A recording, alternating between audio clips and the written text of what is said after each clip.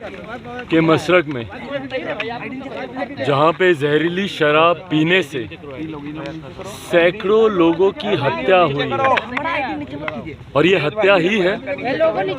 आज हम लोग खुद वहां पर गए थे और कई परिवारों से आज हम लोगों ने वहां पर मुलाकात की। पहली बात तो जो वास्तु स्थिति है उसकी जानकारी मां महिम राज्यपाल जी को हम लोगों ने दी, क्योंकि आज हम लोग खुद वहाँ पर होकर आए हैं और मां महिम जी को बताया कि किस तरीके से प्रशासन इस पे लीपापोती करने का प्रयास कर रहा है। हकीकत में जितने लोगों की मृत्यु के आंकड़े दर्शाए जा रहे हैं उससे कई गुना ज़्यादा वहाँ पे हत्याएं हुई हैं, कई गुना ज़्यादा लोग वहाँ पर मरे हैं। ये जानकारी मां महिम जी को दी। किस तरीके से प्रशासन के लोग खुद इस घटना में लिप्त हैं, उनके तार खुद उनसे जुड़े हुए हैं जिनके ऊपर जांच की जिम्मेदारी है, ये जानकारी हम लोगों ने मां महिम जी को दी। और बिहार में जिस तरीके से एक अराजकता का माहौल उत्पन्न हुआ है, भले वो जहरीली शराब को लेकर हो, भले वो बढ़ते अपराध को लेकर हो, आए दिन हो रही लूटमार, हत्या, अपहरण, डकैती, बलात्कार जैसी घटनाओं को लेकर हो, इन तमाम विषयों की जानकारी हम लोग आरा गए थे, उसकी भी जानकारी दी हम लोगों ने। 9 दिन में 9 हत्याएं। अरवल की भी हम लोगों ने जानकारी दी कि किस तरीके से माँ बेटी को जलाकर मार दिया गया। तो जिस तरीके से बिहार में एक अराजकता का माहौल उत्पन्न हो गया है, और ऐसे में मुख्यमंत्री नीतीश कुमार जी का जो अहंकारी रवैया है, पिएगा तो मरेगा जैसे उनके बयान, या जिस तरीके से वो कहते हैं कि भैया कोई सहानुभूति नहीं है ऐसे लोगों के साथ, कोई मुआवजा नहीं मिलेगा क्योंकि इन लोगों के साथ हमारी कोई हमदर्दी नहीं है। वो तस्वीरें मुख्यमंत्री जी को देखने की ज़रूरत है, 20 दिन की बच्ची की, 80 साल की बूढ़ी माँ की, जिनके साथ वो कहते हैं कि मुझे कोई हमदर्दी नहीं है। ऐसे में अगर प्रदेश का मुखिया इतना अहंकारी हो जाए और उनके नियंत्रण से पूरी तरीके से कानून व्यवस्था दूर हो जाए, ऐसे में बिहार में राष्ट्रपति शासन लागू करने के अलावा और कोई विकल्प बचता ही नहीं है।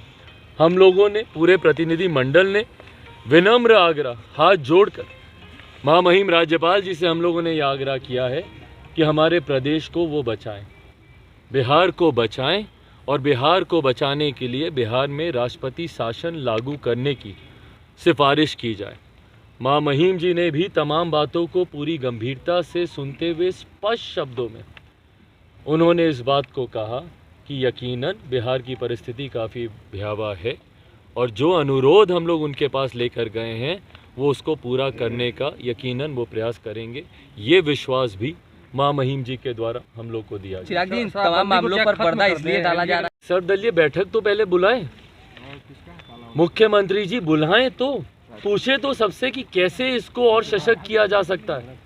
पर उनका जो अहंकार कल हम लोगों ने विधानसभा में देखा है, पहले तो मुख्यमंत्री मानते ही नहीं थे ना कि बिहार में शराब मिलती भी है। जब हम लोग बोलते थे क्या कहते थे, वो यही ना कहते थे कि ये लोग राजनीति कर रहे हैं, इन लोगों को कुछ पता है, जानता है, यही ना बोलते थे।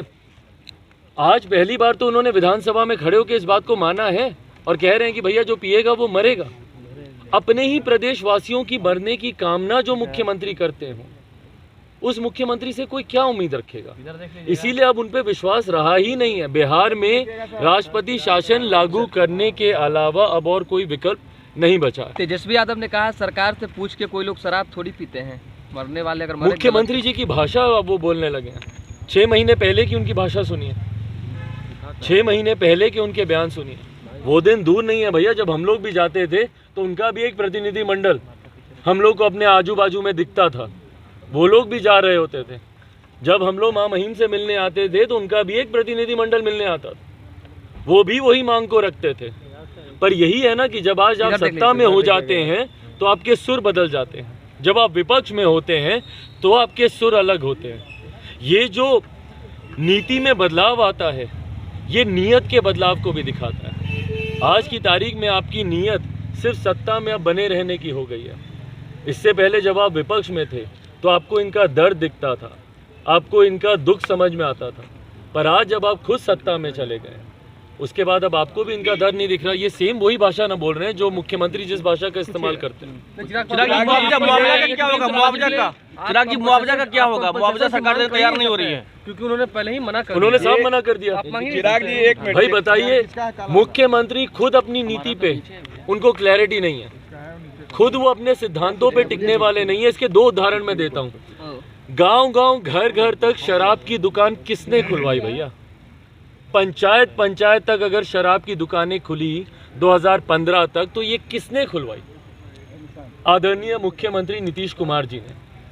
2016 में उनको ज्ञान प्राप्ति हुई कि भैया शराब गलत चीज़ है। उसके बाद यकायक वो एक शराबबंदी का कानून लाते हैं बिना इसकी कोई तैयारी किए हुए। भाई हकीकत है, लोग एल्कोहलिक होते हैं, उनके रिहैब की आपको व्यवस्था करनी होती है। पर जिस प्रदेश में कैटरैक्ट के ऑपरेशन की व्यवस्था नहीं है, मुख्यमंत्री को दूसरे प्रदेश में जाना पड़े। बताए ना कितने रिहैब सेंटर्स हैं। आज भी अगर कोई अपनी शराब की लत छुड़वाना जाए तो वो कौन से सेंटर में जाएगा? बताएं मुझे, कहाँ पे जाके वो अपनी लत छुड़ाए भाई शराब की? बिना किसी उचित तैयारी के 2016 में अपनी ज्ञान प्राप्ति के अनुसार ये शराबबंदी का कानून ले आए, वहाँ तक भी ठीक। 2016 में जब गोपालगंज में जब इसी तरीके की घटना घटी, और अगर मेरी याददाश्त सही है तो लगभग शायद 19 लोग उस वक्त भी मरे थे। सरकारी आंकड़ा था, हकीकत में शायद बहुत ज़्यादा मरे होंगे। उस वक्त 4-4 लाख रुपए का मुआवजा दिया गया था, और आज एकदम से ये बोलते हैं कि भैया मुआवजा नहीं मिलेगा। मतलब कौन सी नीति? जिस दिन सुबह उठ के इनके जहन में जो आता है वो उस दिन की नीति बन जाती है क्या? नीति कानून के आधार पर बनती है, पॉलिसीज के आधार पर ड्राफ्ट होती है, या मुख्यमंत्री जी की सोच के हिसाब से ड्राफ्ट होती है? एक बार मन करेगा तो आप मुआवजा देंगे, अगली बार मन नहीं करेगा तो आप मुआवजा नहीं देंगे। ये कैसी नीति है एक राज्य की भाई? शराबबंदी खत्म। 16 में अगर आपने मुआवजा दिया तो आज क्यों नहीं मुआवजा देंगे? क्यों नहीं देंगे? क्या ये बिहारी नहीं है? क्या ये आपके परिवार के लोग नहीं है जो वहां पे मरे? भाई आप बोलते हैं ना कि मरने वाला पीने वाला महापापी, तो भैया जो पिया वो तो आपने उसको श्राप दिया, वो मर भी गया। आप ही ने कामना की ना कि जो पिएगा वो मरेगा, आपकी कामना पूरी हो गई, वो मर गए। पर उनके परिवार के जो लोग जिंदा बचे हैं, उनका क्या कसूर है भाई? उनको क्यों नहीं आप मुआवजा देंगे? अपने परिवार के एक सदस्य की गलती का खामियाजा वो लोग क्यों भुगते? अगर आप उसको गलती मानते हैं, आप बोलते हैं कि वो महापापी है, तो पूरा परिवार क्यों खामियाजा भुगते? वो 20 दिन की बच्ची क्यों खामियाजा भुगते? वो 80 साल की बुजुर्ग महिला क्यों खामियाजा भुगते? छोटे छोटे बच्चे बच्ची क्यों इस बात का खामियाजा भुगते भाई? क्या वो बिहारी नहीं है? क्यों नहीं आप उनको मुआवजा देंगे? क्यों नहीं आप उनको सहूलियतें देंगे? भगवान ना करे, पर अगर आपके परिवार में ऐसी घटना घटती तो क्या सड़क पे मरने के लिए छोड़ देते अपने परिवार के लोगों को? पर बिहारियों को आप अपना परिवार मानते नहीं है ना मुख्यमंत्री जी, दिक्कत यही है। कितना मुआवजा मिलना चाहिए? शराबबंदी खत्म भाई उचित मुआवजा।